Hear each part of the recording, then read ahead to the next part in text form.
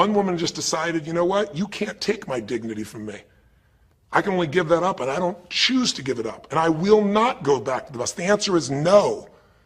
And Rosa Parks changed an entire society because that day she chose to focus on something else. She gave it a different meaning. This is not a command. You do not have control over me. And she decided to fight. And she changed the direction of a country and of many other countries. She started something. We forget that you don't have to be famous to have the ability to change at least your own personal history, to change the direction we go in our life. We have the power to choose, even if you haven't before. You can finally say, no more, I won't put up with that, within myself or from anybody else. And here's what I'm going to do differently. That's where the breakthroughs really start to happen. Now the question is, why do some people stand their ground and make something change versus other people just kind of accept things? Why do some people make bold decisions and other people make decisions that are based on trying to hang on to what they've got? Well, that's a more complex question to answer than we might have in a few minutes in this one session, but it is one that I've spent my life studying, because when you can change your decisions, you can change your life. When you can change the force that controls your decisions, you can change anything in your life. At some level, we have certain beliefs and values. But if I was going to make it simple, I'd say there's two things that determine your choices. The first thing is the state of mind and emotion you're in at that moment. Think about it. Have you ever snapped at somebody and had nothing to do with them? It was just the state you're in, right? You're frustrated, you're pissed off about something, and in that state of mind, whatever they said got interpreted to that state, and you made up a meaning like they were an irritant or they were interrupting you. They weren't. You probably felt bad afterwards.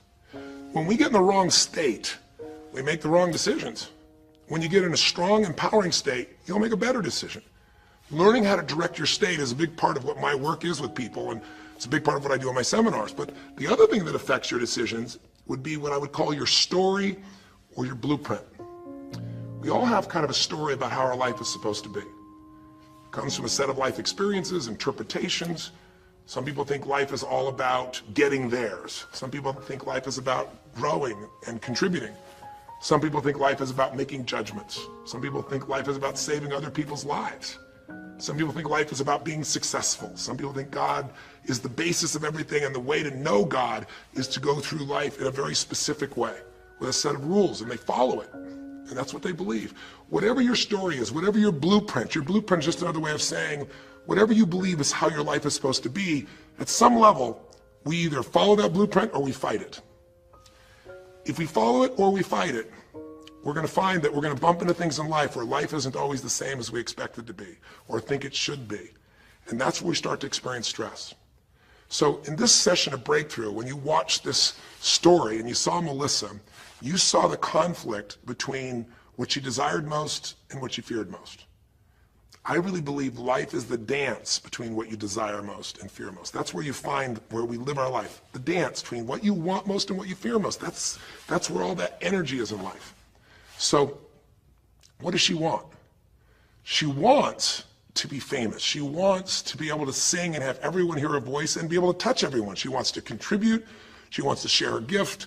And she definitely wants to be famous and successful. She needs to be closer to her children. And one of the big challenges in life is oftentimes what we want and what we need are two different things. She has 5 boys. They're all extremely young, as I'm sure you saw. And she has a husband. And while they're all supportive of her going on this journey, somewhere along the line, she lost that connection to what was most important. Now, is she a bad person to make bad decisions? No, good people make bad decisions when they get in lousy states, when our ego gets involved, or when we start believing our story. And here was the story she had. Being a mom's important, but the bigger gift God gave me is my singing voice. And once we get seduced into a particular story, and we start to believe it, it takes a hold of our life and it controls all of our choices. And then pretty soon, bad choice on top of bad choice on top of bad choice starts to affect our life. Can you relate? How many times you've made some choices that you wish like hell you would have made a different decision back then, or that no one ever knows the stupid decisions you made? I know I can relate to that. So what I want to talk to you about today for this brief little session is how to break through a crisis. Crises happen, whatever type of crises you go through in your life, and I know you've had many, when we make some choices unconsciously and we get consequences. And we make them unconsciously because we're trying to get what we want. We don't really know what we value most. We don't know what we need. And we find ourselves waking up one day and going, why is my life this way? It's kind of like life is always calling to us to constantly grow and improve. You know, if you're going to look at what's going to make life work, it's really simple. What makes people happy is progress. We're happy when we're progressing. If you're overweight, but you leave today and you say, you know what, this breakthrough thing, what I got out of today for me more than anything else is, I've been stuck waiting for some magical diet, some magical exercise plan, some magical time in the future when we have more time. There is no more time. I don't need to wait for that. I'm just going to make a decision today to get started. I don't need to go out there and go interview 20 trainers and get online. I don't need somebody to give me a perfect plan. I need just to pick up my shoes and start walking. I need to just get somebody behind me who just goes, run! I don't need to wait for perfection. I'm going to do something right now. I choose to get fit. I choose to walk. I choose to run. I choose to go join a club. I'm doing it now. A breakthrough happens the moment you make a new choice. And you don't have to wait. You can just get yourself in a new state. Maybe this tape will get you doing. Or you just have to have a new thought that says, you know what? I made choices in the past. I'm overweight because I chose to eat this and this. I'm not going to eat it anymore. I'm changing now. You can change your whole life real fast with just a few choices. But if you don't make the right choices, eventually you're going to face a crisis. Crisis is when you made so many poor choices that sooner or later life shows up, and instead of asking gently for you to change and improve, to grow, to make progress, to be happy, life, when it's a crisis, now demands change. It isn't asking anymore.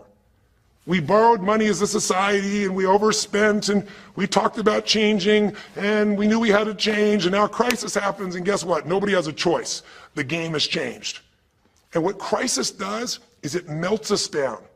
It melts us down so that we can recast our life. We can remold ourselves. And usually on the other side, our life is greater because as we go through that crisis, we have to grow. Everybody wants change. Nobody wants to do it. Everybody, I should say, wants progress, but nobody wants to change. Everybody wants their life better, but nobody wants to do the push-ups, the running, have the economic or emotional discipline to make it happen. But if you're watching this right now and you're still with me, some part of you wants more. And I'm saying to you, choose it. And the way you're going to choose it is really simple. If you're in that crisis, what keeps you in the crisis is probably because you're being reinforced. Most people, they overeat, or they smoke, or they drink, or they yell at people. They keep doing it because they're rewarded. Whatever gets rewarded gets reinforced. Whatever habit or behavior is reinforced becomes a habit, and then pretty soon, do it long enough, it becomes part of your personality, and pretty soon you think it's who you are, and you just keep living that way. I mean, it's easy to see this in other people, right? It's easy to see how messed up they are and how easy they could if they just make some new choices.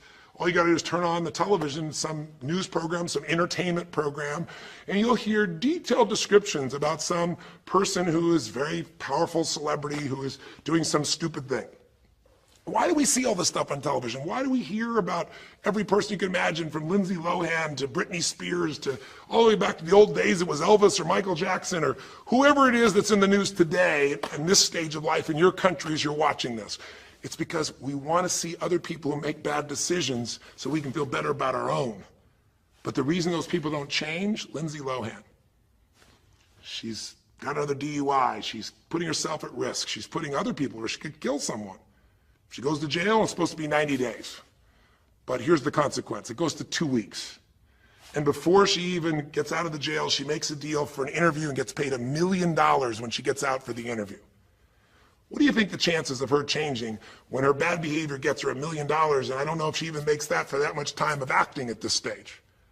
What do you think the chances are when people around her say it's not your fault, it's not fair, they treat you unfairly? As long as we have the decision that we're not responsible, it's not our fault, we can't change anything. We have no power. So I don't know by the time you watch this if Lindsay will have changed, but if she did, it'll be because the enablers are gone, she's taken responsibility, and she's found something she values more than attention and money for bad behavior. Now, it's easy to look at that with her, but what about you and I? Where are you and I addicted to our problems? Where are you and I reinforced? So many people, when they have a big problem, listen, if things are going well, you say, oh, it's going so great. Your friends go, well, that's great. And after a while, they go, well, easy for you. But if you got a problem, people go, hey, I understand, and they connect with you. Where do we get addicted to our problems? If you want to make a new choice, if you want to make a new decision today, if you want to have a breakthrough in some area of your life, You got to give up the story that it's not your fault, and you got to give up the attention and the love and the connection and the commiserating that comes with it with other human beings. Here's how you change. 5 simple, quick steps, and then I'm going to give you a little tool that if you want to, you can go online and really make a change with. If you're going to change your life, step 1, I don't care if something has happened to you. You know, somebody has spilled oil all over where you fish. It's horrific. It's disgusting how they've dealt with it, but it's happened and you got to deal with it. Something's happened. Someone in your family's been injured. You've lost your job. I don't care what the problem is. If you're in a crisis, step number 1, see it as it is, but don't see it worse than it is. Now, what do I mean by that? I don't mean be Mr. or Miss Positive Thinking. By now, if you spend any time with me, you know I'm not about that. I'm not here to tell you, go to that garden and chant, there's no weeds, there's no weeds, there's no weeds. Doing affirmations is not going to change your life. You got to go see where the weeds are and pull them out. My point is simple. You got to see what the problem is, but you can't make it so horrific that you just give up. Today, this is the first generation in almost 100 years of Americans who now believe, the majority of Americans now believe, that the quality of life for themselves and their kids in the future is going to be worse than the past. They have, in other words, nothing to look forward to. 63% of the US as of today. Wow. When you start thinking there is no future, you go into what we call learned helplessness, a place where you just kind of give up. And if you get to that place of giving up, then you have no power over your life. That's when people get depressed. That's when people do crazy, stupid things. That's when people want to turn to drugs or alcohol or sometimes suicide or just total frustration and anger, and their life starts to do the opposite of breakthrough. It becomes completely stuck and in pain or in ongoing suffering. If you and I are going to break out of that, we got to see it as it is. We're not here to be positive thinking people. You got to see what's really going on. But if you're overweight, you can't say to yourself, well, I'm big boned. That's not why you're overweight. You're overweight because you don't work out, you eat certain things, you eat Cheetos all day long watching TV. I don't know what it is you do, but I know it's not just because you're big boned. You don't want to make it so it's outside your control or you can't change it. So see it as it is, but don't see it worse than it is so that you have no reason to try. Does that make sense? That's the first step. Step 2, get to the real truth and deal with it. Don't just see it as it is and not worse than it is. Don't just like balance it, but now get to the truth. I mean, listen, if the truth is you've been trying to get a job for 2 years and you truly have worked every day in a particular industry, and the number of jobs in that industry has shrunk down, and you really aren't getting that job, then you might have to look at the truth. The truth is you might have to retool. You might have to say, gosh, you know, the industry I'm in is gone. I mean, gross, simplistic example, but for years, vinyl records were around for 85 years. And it was a gigantic industry. And things came and went. During the vinyl record time, what happened? Well, there was, remember those 8-track tapes? Are you ancient enough to remember those things? Maybe you know somebody who remembers those things. These big boxes, you push them in and out. Yeah, 8-tracks came and went, vinyl records were still here. And then cassette tapes came, right? And cassette tapes were smaller and more compact and more convenient and more seemingly indestructible. And they came over here and vinyl records were still selling like crazy. If you had a job in vinyl records, you kept it. But then a little thing came along called the CD. And when that happened, almost overnight, you saw an entire industry that's been around almost a century was gone. If you were the guy that worked in the vinyl record factory and knew everything about it, it was the second generation, didn't matter. It was over. And now we laugh about a CD, right? Because everything in this digital world you can have instantly. Who wants to put it on a CD? Pretty rare, still available. In vinyl records, maybe there's a small market of people that are collectors, but it's gone. My point is, if you're in the vinyl record business, you got to tell yourself the truth. You got to see it as it is, not worse than it is, but you also got to get the truth and deal with it. You got to deal with the cards you're dealt. You're going to have to retool. You're going to have to change something. You might have to move. If you live in the Gulf, and I don't support anything that's happened there, who could? It's unconscionable what's happened with BP. But if you live in the Gulf and you're a third-generation fisherman, and you fish for oysters, and they're dead, you better get to the truth. Are they going to be dead for 2 years or 10 or 20 to the best of your ability? And you might say, well, I can't do anything else. I can't. I'm a third generation. This is all I know. Yes, you can. Get to the truth and deal with it. Deal with the card you're dealt with. You got to deal with it, sure, I'm sure legally, but in the meantime, you got to take care of your family. I'm not saying this off the cuff easy because I've been in those situations where it's impossible, it's unjust, it's wrong, but I still got to deal with it just like you. Am I making sense?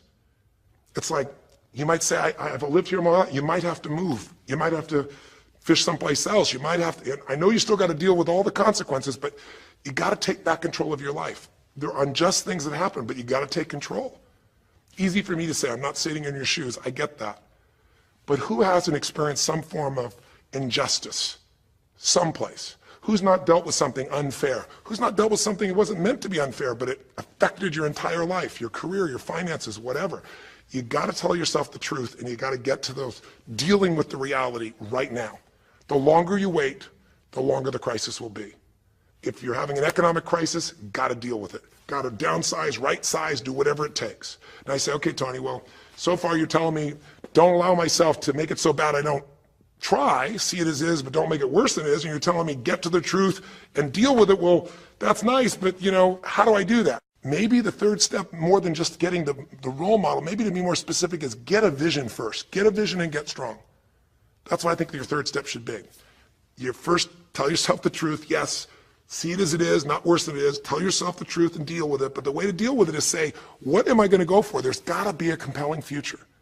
I got to come up with a vision for my life or a vision for my relationship.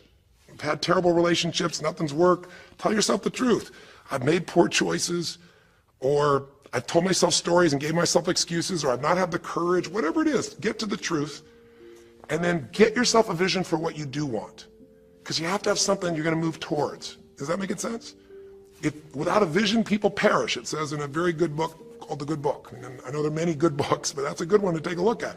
We need something to go for. We can deal with any problem today as long as there's something that we can look for in the future that we can strive for. It'll give us the emotional and psychological fuel, the juice, to keep moving forward.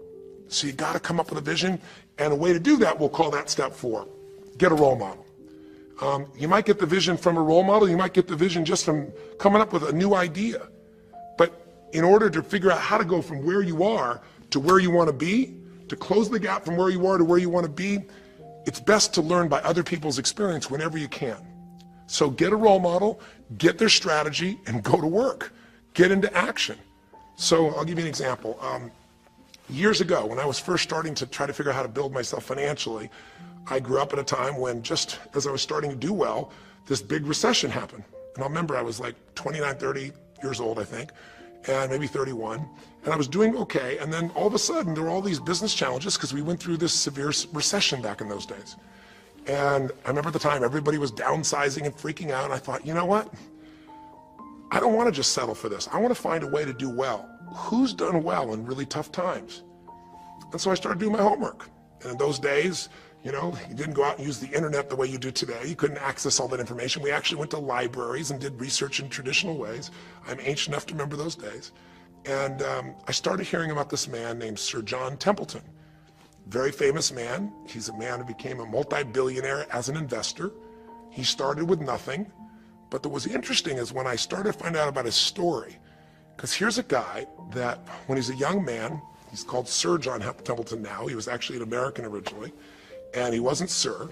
He came from a very poor family. And he just decided that in his life, he wanted to not only do well financially, he wanted to do so well he could help other people at any level that he wanted. And today, by the way, he's passed, but before he did, he created the Templeton Fund, and he also created a fund that now delivers money, gives money each year at the Templeton Prize to people that do good spiritual works, and it's larger than the Nobel Prize, and it continues to go on. But the guy started with nothing, and here's how he did it. Listen to me now. The reason I look for him as a role model is because he made all his money in the worst of times. He made all his money when people were going through the equivalent of the deepest recession or depression possible. His whole belief was, and this is different than almost anybody else you see around you, was pessimism was the secret to success. That what he wanted to do was make money when people were most pessimistic. Because when people are optimistic, they want you to pay for their house a huge sum of money. But as they start getting more and more pessimistic, where pretty soon they think they can never, the house is the worst thing to have, they'll virtually give you the house. They'll virtually give you the business. And so he made all his money starting in World War II. When the war broke out, when Hitler invaded over in Europe, he took all the money he had and borrowed a total money of $10,000, a total amount. He bought with $10,000 every stock on the New York Stock Exchange that was $1 or less that he thought might be useful, including some companies that looked like they're going to be bankrupt. But he did it when people were the most pessimistic. Because if you recall, it looked like Hitler was going to take over. It didn't look like we were all going to be the winners. It looked like Hitler was going to dominate. And when people were that scared, they would give up anything they had just to get a little bit back. And so he bought all the stock that eventually made him a multi-billionaire. He became a billionaire because after things changed, after the war, just 5 years later, and the economy started to surge, everything changed for him. Where do you think he invested next after World War II? Where was a country that was pummeled, that was down, the factories were basically turned into mud? Japan. You could buy things for pennies in Japan that would have cost you hundreds of thousands of dollars before, and he did. When everyone was most pessimistic, he went and did well. And then he sold when the 80s surged and when everybody thought Japan was the greatest country on earth and had the biggest businesses. He sold and made his maximum profit when people were overly optimistic. He did the same thing down in South America when inflation went crazy. This man spent his entire life basically having a strategy of how to succeed when everybody else was scared. I tell you that because he's a role model. What he did, how he did it, it's all in writing, it's crystal clear. You could do the same. But you won't be able to do it when you're telling yourself the sky is falling and it's over. When you see it worse than it is, you'll just give up. You won't do it if you don't tell yourself the truth is, you know what, this system isn't working. I got to do something. I got to change my finances. I got to change my job. I got to reach. If you don't tell yourself the truth and deal with the truth, the real truth, nothing's going to happen. You won't ever even think about a guy like John Templeton if you don't have a vision that says, I don't care how the environment is, I'm going to find a way to do well. And you won't do well unless you get a strategy based on a role model who's really done it. My whole thing is this. If anybody has something you want, they aren't lucky. They did something. If you model them, if you take similar steps, you can produce a similar result. Make sense? And then finally, the fifth step, look, if you're in a situation where you see it as is, but not worse than it is, if you've told yourself the truth and you dealt the cards you're dealt with and just decided you're going to change it and you're willing to do what's necessary, if you put yourself in a place where you got a new vision and you gotten yourself strong, if you got a role model and you got some strategy and you got yourself into action, step 5 is give much more than you expect to receive. Simple as that sounds, if you find a way to meet people's needs in business, in an intimate relationship, meeting your kids' needs, anybody's needs, the whole game changes. What happened here when all of a sudden, Melissa finds herself coming home and all of a sudden she finds out that while she's gone, her kids now don't want to talk to her boys, her husband has had an affair.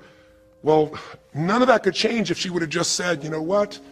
My whole life is over, I'm done. And oh, by the way, I've just lost my career too because while I'm busy trying to deal with my family, I didn't finish the record, so I lose my record deal. And oh, by the way, we don't have any financial stability, now we're losing our house. If that family would have just said it's over, if Melissa or Rick either just said it's over, it would have been over. But they told themselves the truth. We got severe problems here, but they didn't make it worse than it was. They didn't say we can't turn it around. And then they got to the truth of the infidelity. The truth of her addiction to going after fame instead of being a mom. The truth that neither one of them had been really competent at parents and had not given the energy to the kids that they deserved. The truth will set you free, but first it'll piss you off. It doesn't feel good, but not feeling good is sometimes where you get your drive to change things. They started looking around and said, we don't have the skill to even manage our house, much less our finances. We got to do something different. We got to focus on our kids. We got to focus on turning things around. We got to turn our relationship around. But that wouldn't have worked unless they got a vision of starting to see, it could happen. And that's what I helped them with. I helped them get to the truth. I helped them to stop over-exaggerating. I got them to a place where they got to see that this relationship could be back alive and passionate and that these kids deserve both their parents and that she really could be a great mom and that maybe in the end she could even still have her singing career and enjoy it too. That she didn't have to give it all up. And I'm really proud of her. She did it because she found a role model. She got a vision, but she got a full role model. And the man that she works with today is a man that's sold, I think now 5 million or 10 million records. And most people outside the country business don't know his name. He's her mentor now. He's made music with, Willie Nelson, with just about anybody you can imagine in the business. And he's done it for all these years, but he's never left the central part of Texas because that's where his family is. And Melissa's had offers to go to Sony Red. She walked away because they said, you're going to have to do these things without your family. She found out what was most important, and she made the decisions that met her needs to be a great mom. When you fight life and go, I should be a singer and not a mom, and you got 5 kids, you got a problem. When you fight life and say, you know, the economy should be different, you're going to be stressed. Deal with what is, without exaggeration, with total honesty, dealing with the cards, coming up with a vision, finding yourself a role model that shows your strategy, work your tail off, give, keep changing your approach, and you can get where you want to go. Make sense? Now, that might sound like a lot. So to get you started, here's what I'd like you to do for this session. Start out, if you want, by taking a big crisis or problem you have and going through these steps, saying, okay, what's really true? And let me exaggerate, let me stop the exaggeration. Let me not make it worse than it is. Just let's define what's true. Let's stop the story. Just here's what it is. We got this much financial challenge. We got this physical challenge, whatever it is. And then go to step 2. All right, let's find out the truth. Let's get the details. Let's get the details and figure out what we're going to do. And then here's where we're going to go. This is where we're going to eventually get to. It might take us longer to get where we want to go, but we're going to get here. Who's done it that we can model, that we can follow the steps in, who can coach us? And let's just work our tail off and change every day. But to give you a quick jump, sometimes when you're in the middle of crisis or crises, multiple crises, lots of things going on simultaneously, it feels a bit overwhelming. So, and you might not know a role model. You might say, Tony, I don't know who.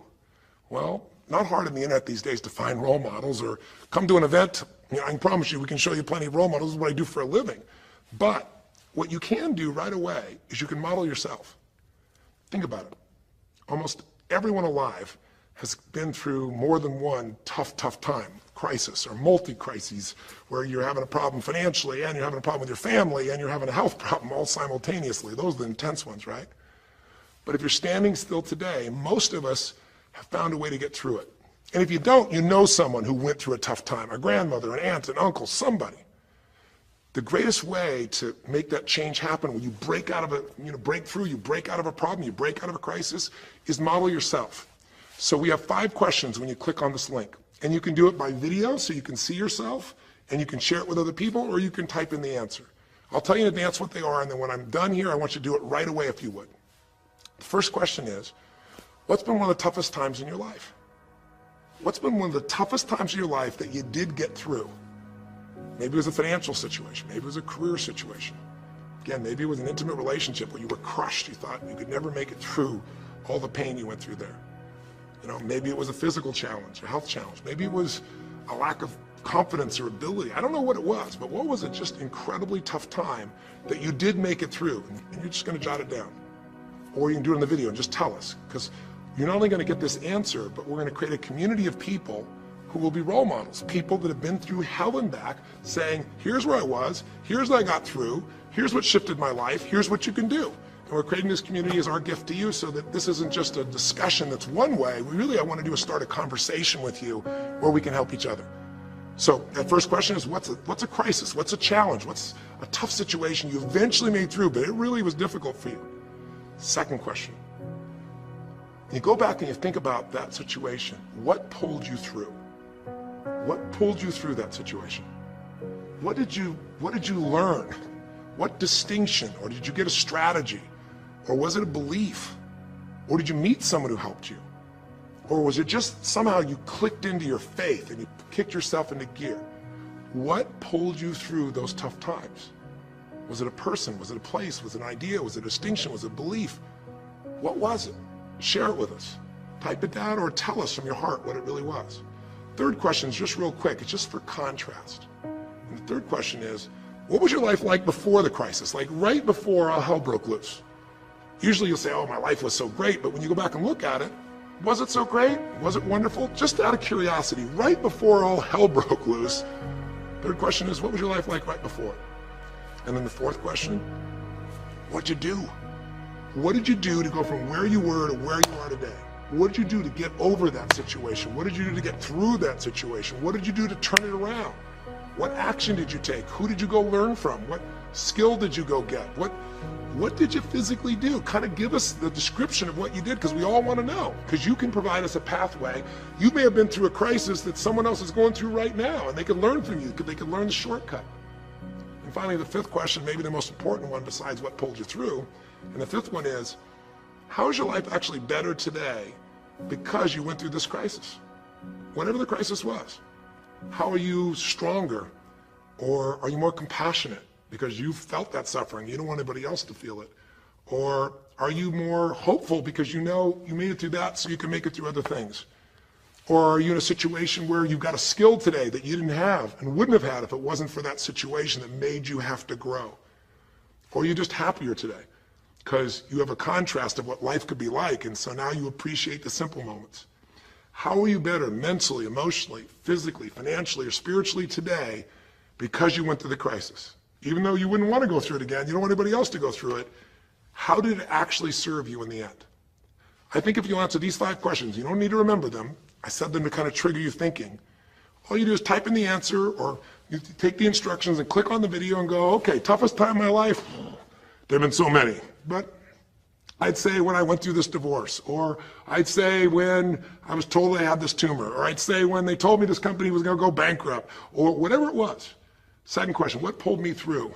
God, I don't know, I guess a combination of things. One was this belief that somehow everything in life happens for a reason and a purpose. And even though I hate this, something must be calling me to grow. Or I'll tell you what it was. It was a friend that sat me down and said, man, you're going through hell. But when you're in the middle of hell, when you're pushing through hell, just keep pushing. Just keep going through it, man. I've been there.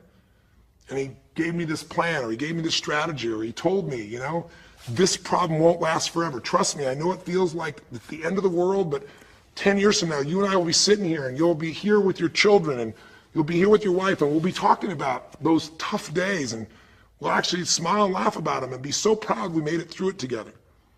Or you might say, what got me through it was prayer, or my faith in God, or what got me through it was just massive action. You know, what pulled you through? Just tell us. We all want to hear, we all need to know. And there's lots of ways to get through hell, isn't there? There's lots of ways to get through a crisis. There's so many ways. That's what I want people to get. So when you're done with this on the website, you will give in something. Because a community is not just a place you go get stuff, right? It's a place you give. And the more, you know, authentic you can be and honest from your heart, the more other people will see and be touched. You know, what was it like before? Oh my God, I was on top of the mountain. You know, what did you do? Here's what I did. You know, I told myself the truth. I went and got this new education. I went and started talking to people each day. Whatever you did. How's your life better today? There's a phrase, you know, be humble or be humbled. You know, I have a different level of humility because I know, you know, that as good as I may think I may be, that situation reminded me that life is not just about me, it's about we. Or, gosh, because of that, I love my wife so much because we made it through that situation together. Or because of that, man, I'm so much stronger financially. I'm on top of things. I don't let anybody spend. Whatever it is, tell us how your life's better. Okay? I don't know how long the session was. Again, there's no script here, baby. I just want to work with you heart to heart to say one thing. If you want to break through, you have to make new decisions. New choices create a new life. The only thing stopping you is some limiting belief. Some belief about how life should be different or you should be different. Deal with life the way it is. Tell yourself the absolute truth. Don't make it worse than it is. Tell yourself the truth. Deal with it. Get a vision. Get strong. Get a strategy. Get a role model with a strategy and get into action, and then put your focus on taking action every day. Giving, giving, giving. Change your approach. You will get there. Go to the Power of Crisis right now. Click in. Give us your message and the answers to 5, and look at other people. You'll find people have been through things you can't imagine. A woman talking about how one day she was home and a man came in, and to try and save her children from being hurt, she had to let him rape her right in front of her kids. And when her husband found out, he came home, he was so upset he left her. And then she developed cancer. I mean, you'll see some stories here that'll blow your mind. And today she's the most happy, incredible woman, and she's helping other people who have cancer to get through it. She's healthy and strong. Her kids are strong. We need those kinds of role models. So whether your story is little or big, there is no little or big. We all need a pathway of power. And this will be a gift to yourself because it will activate your resources. It'll be a gift to other people as well.